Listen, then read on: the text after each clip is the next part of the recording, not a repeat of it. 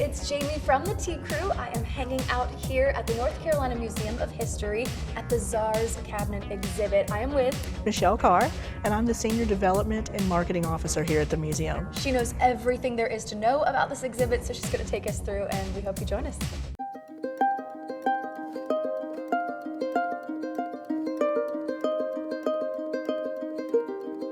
This is Catherine the Great, as she's best known to us today, and it's been said that she perhaps was the greatest Russian ruler of all time. She certainly was Russian to the core. Ironically, we know she wasn't Russian by birth, but she admired all things Russian and completely threw herself into the role of being a future Empress of Russia. Catherine had very elaborate banquets. It was not unusual to dine with Catherine and the meal could last 3 or 4 hours in length. The Russian style of service was that every course came on its own clean plate. This is known as service à la Russe. Before that, most banquets were service à la Française. All the food would be put on the table at one time to show all the serving pieces. But it meant while the service went a little faster, your food all became cold.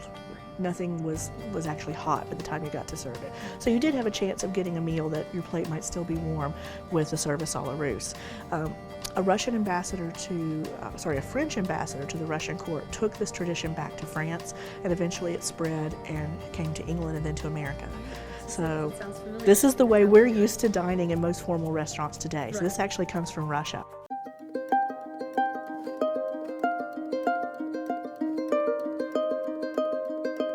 Who is this handsome man?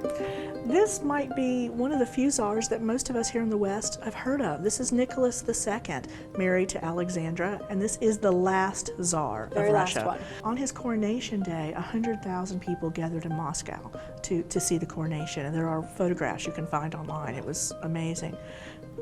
They were giving away food and drink because people had been standing for so long and all day, and a rumor started that they were running out of food, and so people began pushing to get closer to the food, and sadly, almost 1,400 people died, were trampled to death in their injuries, and another 1,300 were seriously injured. And so in the eyes of many Russians, this was a bad omen for the beginning of his reign. The sign says it, the end of a dynasty. What happened? On the evening of July 16th and 17th, they were woken. The Tsar, the Tsarina, their 5 children, loyal servants who stayed with them, were escorted down into the basement of a room, and they were executed. They were shot. The Tsar died first. The daughters and his wife took a little longer because they had sewn diamonds and jewels into the clothing. And so the bullets were bouncing off the hard gems. But ultimately, all 5 of the children, the parents, their servants, even their family pets were killed.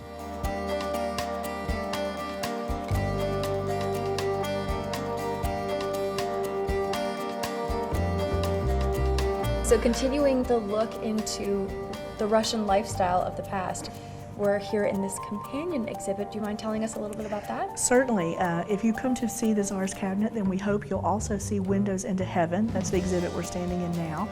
It features 36 icons from the Russian Orthodox Church, 18th and 19th century icons, all from one private collection, keeping up with the theme of private collectors. Right. These are owned by a couple who live here in Charlotte. So these items normally reside here in North Carolina. They're just not on public view. The Robicheks are collectors of religious art, and this is just the tip of the many pieces they have.